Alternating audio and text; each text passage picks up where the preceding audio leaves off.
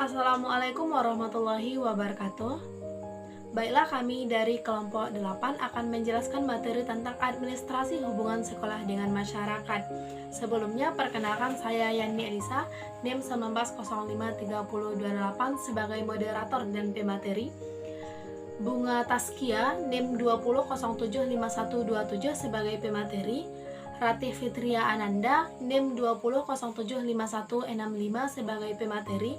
Monica Andriani, NIM 20075077 sebagai pemateri, dan Laresti, NIM 20075085 sebagai pemateri.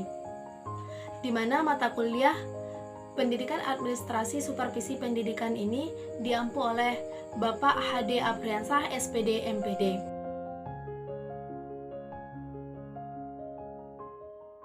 Assalamualaikum warahmatullahi wabarakatuh. Saya akan membacakan surat Al-Mulk ayat 1-5. A'udzubillahi minasyaitonirrajim. Bismillahirrahmanirrahim.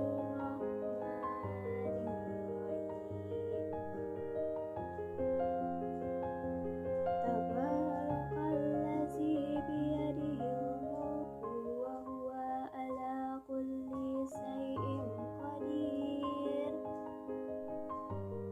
Allazi khalaqal mauta wal hayata liyabluwakum ayyukum ahsanu amala wa huwal azizul ghafur.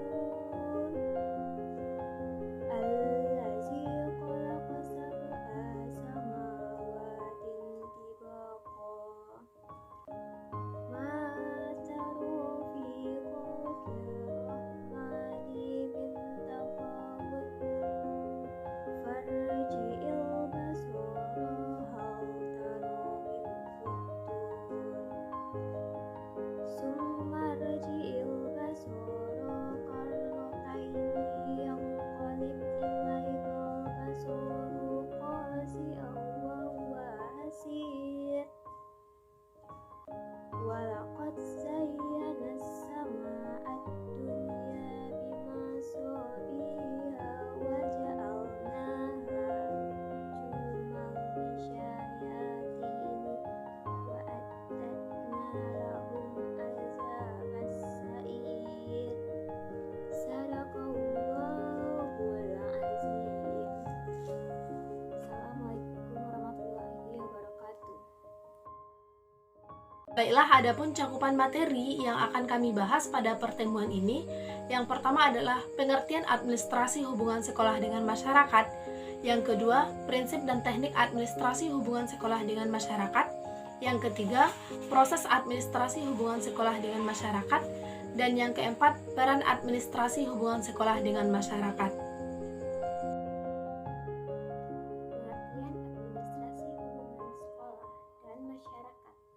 Administrasi merupakan suatu bentuk kerjasama yang dilakukan oleh sekelompok orang atau organisasi yang bisa bekerjasama secara tim dalam mengatur tata ruang dan tata dokumen yang diatur di dalam lingkungan, baik lingkungan internal maupun eksternal.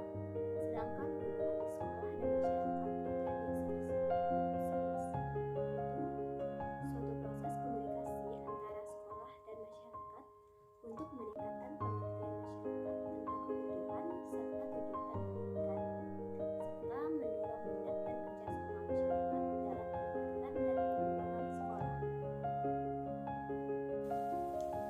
Administrasi hubungan sekolah dengan masyarakat merupakan seluruh proses kegiatan yang direncanakan, diusahakan, serta bersungguh-sungguh dalam pembinaan secara kontinu untuk mendapatkan simpati dari masyarakat pada umumnya serta dari publiknya pada khususnya, sehingga kegiatan operasional sekolah atau pendidikan semakin efektif dan efisien demi membantu tercapainya tujuan pendidikan yang telah ditetapkan. Menurut Ari H. Gunawan tahun 1996. Prinsip administrasi hubungan sekolah dan masyarakat Beberapa prinsip yang perlu diperhatikan dalam melaksanakan hubungan sekolah dan masyarakat. 1. Integrasi. Prinsip ini mengandung makna bahwa semua kegiatan hubungan sekolah dan masyarakat harus terpadu. Artinya, sekolah dan masyarakat harus terpadu. Artinya, informasi yang disampaikan antar keduanya harus informasi yang terpadu, baik mengenai masalah akademik maupun non-akademik. Biasanya sering terjadi sekolah tidak menginformasikan atau menutupi sesuatu yang sebenarnya menjadi masalah sekolah dan perlu bantuan atau dukungan orang tua murid.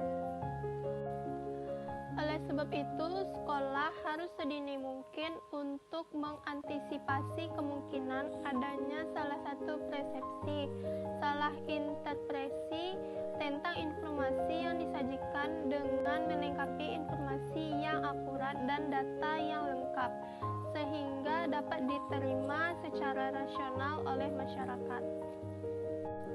Prinsip yang kedua yaitu continuity. Prinsip ini menjelaskan bahwa hubungan harus dilakukan secara terus-menerus.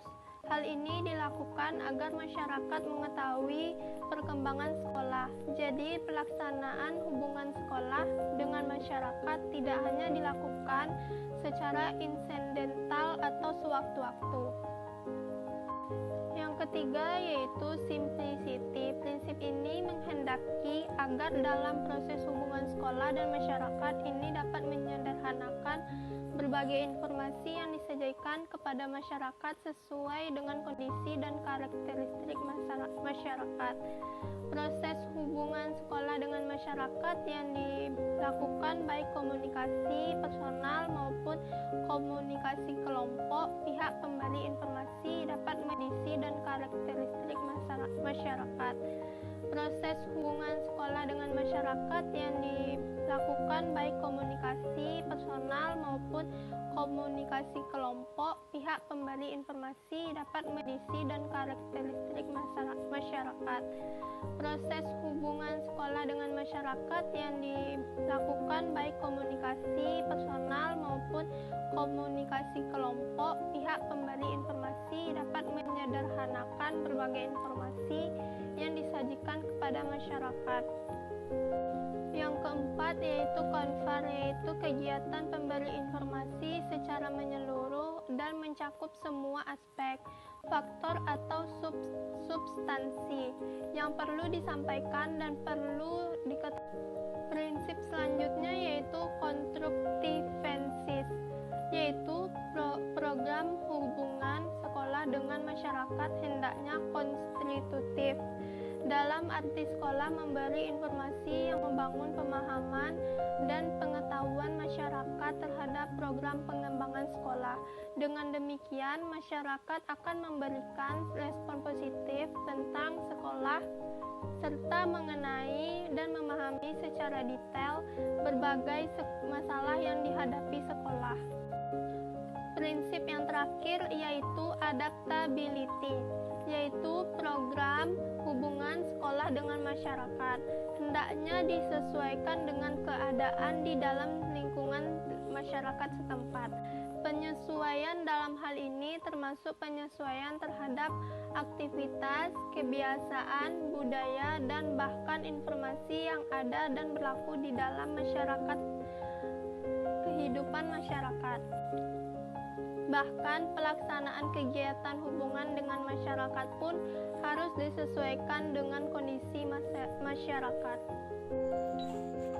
Baiklah, saya akan menjelaskan tentang teknik administrasi hubungan sekolah dengan masyarakat, di mana dalam teknik administrasi hubungan sekolah dengan masyarakat ada 4 poin yang digunakan. Yang pertama adalah teknik tertulis, yang kedua adalah teknik lisan, yang ketiga adalah teknik peragaan, dan yang keempat adalah teknik elektronik.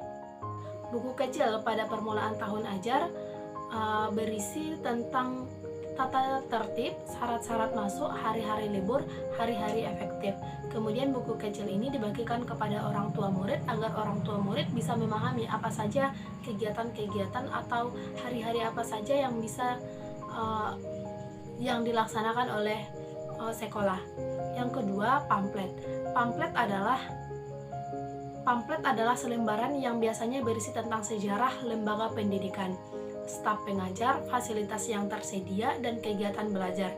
Pamflet ini dibagikan kepada wali murid agar wali murid bisa mengerti tentang kegiatan-kegiatan yang dilakukan oleh sekolah. Yang ketiga, berita kegiatan murid. Berita kegiatan murid ini dibuat secara sederhana, yaitu di dalam bentuk selembaran kertas yang berisi tentang informasi apa saja kegiatan-kegiatan yang dilakukan oleh siswa di lingkungan sekolah, agar orang tuanya bisa memahami dan bisa mengerti apa kekurangan anaknya dalam kegiatan sekolah. Dan yang keempat, catatan berita gembira. Dalam catatan berita gembira ini merupakan suatu teknik yang hampir mirip dengan berita kegiatan murid. Keduanya sama-sama ditulis dalam selembaran dan diberikan kepada orang tua. Yang kelima adalah buku kecil tentang cara membimbing anak. Buku kecil tentang membimbing anak digunakan untuk menciptakan hubungan yang harmonis antara orang tua dan guru. Kepala sekolah ataupun guru dapat membuat sebuah buku kecil yang sederhana yang berisi tentang cara membimbing anak yang efektif. Kemudian buku tersebut diberikan pada orang tua murid. Teknik yang kedua adalah teknik lisan. Teknik lisan ini juga terdiri dari beberapa cara. Yang pertama, kunjungan rumah. Kunjungan rumah ini diadakan untuk meningkatkan hubungan sekolah dengan masyarakat. Pihak sekolah akan mengadakan kunjungan ke rumah wali murid, warga ataupun tokoh masyarakat. Melalui kunjungan rumah ini, guru akan mengetahui masalah anaknya di rumah. Apabila setiap anak diketahui problemnya secara totalitas, maka program pendidikan akan lebih mudah direncanakan untuk disesuaikan sesuai dengan minatnya. Yang kedua adalah mengundang orang tua. Mengundang orang tua juga memberikan pengaruh yang besar terhadap keefektifan siswa dalam belajar, di mana dengan mengundang orang tua ini guru bisa memberikan informasi apa kekurangan anaknya di sekolah dan bagaimana kelakuan anaknya di sekolah. Dan yang ketiga, melalui pertemuan. Dengan teknik ini berarti sekolah mengundang masyarakat dengan cara pertemuan khusus untuk membicarakan masalah atau hambatan yang dihadapi oleh peserta didik di sekolah. Pertemuan ini diadakan pada waktu tertentu yang dapat dihadiri oleh semua pihak. Selanjutnya yaitu teknik yang ketiga, yaitu teknik peragaan. Hubungan sekolah dengan masyarakat dapat dilakukan dengan cara mengundang masyarakat melihat peragaan yang diselenggarakan di sekolah. Peragaan yang diselenggarakan sekolah biasanya berupa pameran keberhasilan murid. Misalkan di TK menampilkan anak-anak bernyanyi, membaca puisi, dan menari. Pada kesempatan itu, kepala sekolah atau guru mengundang wali murid agar orang tua bisa menyaksikan apa kegiatan yang dilakukan oleh anaknya di sekolah. Dan yang keempat adalah teknik elektronik. Teknik elektronik seiring dengan perkembangan teknologi elektronik, maka dalam mengakrabkan sekolah dengan orang tua murid bisa juga melalui elektronik. Yang pertama adalah melalui telepon, televisi, ataupun radio sebagai sarana promosi pendidikan. Kerjasama yang dilakukan antara sekolah dengan masyarakat melalui komite sekolah untuk menunjang proses pembelajaran yang baik di dunia pendidikan. Sekian dari saya, terima kasih. Selanjutnya yaitu proses administrasi hubungan sekolah dan masyarakat. Proses administrasi terbagi menjadi 3, yaitu penyusunan, pelaksanaan, dan pengawasan. Penyusunan program hubungan sekolah dan masyarakat memperhatikan dana yang tersedia, ciri masyarakat, daerah jangkauan, sarana atau media, dan teknik yang akan dilaksanakan dalam mengadakan hubungan dengan masyarakat. Jika perencanaan tidak memperhatikan hal-hal tersebut, dikhawatirkan kegiatan tersebut tidak akan mencapai pada sasaran yang diinginkan. Yang kedua yaitu pelaksanaan atau pengorganisasian. Pada dasarnya, semua komponen sekolah dan pelaksanaan hubungan sekolah dan masyarakat. Oleh karena itu, tugas-tugas mereka perlu dipahami dan ditata, sehingga penyelenggaraan Husemas dapat berjalan efektif dan efisien. Dalam pelaksanaan Husemas, perlu diperhatikan koordinasi antara berbagai bagian dan kegiatan. Dan di dalam penggunaan waktu perlu adanya sinkronisasi. Dan yang terakhir yaitu pengawasan. Pengawasan pada administrasi hubungan sekolah dan masyarakat dapat berupa evaluasi. Husemas dapat dievaluasi melalui dua kriteria, yaitu efektivitas. Efektivitas yaitu sejauh apa tujuan yang tercapai, dan yang kedua adalah efisien. Efisien yaitu mengenai sumber dan potensi dengan baik. Peran personel sekolah dalam administrasi Husemas.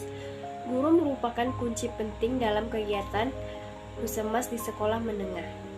Ada beberapa hal yang harus dilakukan guru dalam kegiatan Husemas, yaitu yang pertama, membantu dalam melaksanakan teknik-teknik Husemas. Meskipun kepala sekolah orang kunci dalam melaksanakan program Husemas, akan tetapi kepala sekolah tidak mungkin melaksanakan program Husemas tanpa bantuan guru-guru. Guru-guru dapat ditugasi oleh kepala sekolah melaksanakan hal-hal yang berkaitan dengan Husemas, disesuaikan dengan jenis dan bentuk kegiatan yang ada. Yang kedua, membuat dirinya lebih baik lagi dalam bermasyarakat. Guru adalah tokoh milik bagi masyarakat. Tingkah laku yang dilakukan oleh guru di sekolah dan di masyarakat menjadi sesuatu yang sangat penting karena guru menjadi panutan di masyarakat. Yang ketiga, dalam melaksanakan semua itu, guru harus melakukan kode etiknya. Kode etik guru merupakan aturan atau rambu-rambu yang perlu diikuti dan tidak boleh dilanggar oleh guru. Kode etik mengatur guru menjadi manusia terpuji di masyarakat. Karena kode etik merupakan cerminan kehendak masyarakat terhadap guru. Baiklah, sekianlah hasil materi kami pada kesempatan kali ini, yaitu mengenai administrasi hubungan sekolah dengan masyarakat. Apabila ada teman-teman yang ingin memberikan kritik, saran, dan pertanyaan, kami persilakan. Baiklah, demikianlah hasil diskusi kami pada kesempatan kali ini. Terima kasih kami ucapkan kepada Bapak Hadi Afriansa, SPD MPD, selaku pengampu mata kuliah Administrasi dan Supervisi Pendidikan, dan terima kasih juga kepada teman-teman yang telah memperhatikan dan telah mendengarkan presentasi kami pada kesempatan kali ini. Sekian, wassalamualaikum warahmatullahi wabarakatuh.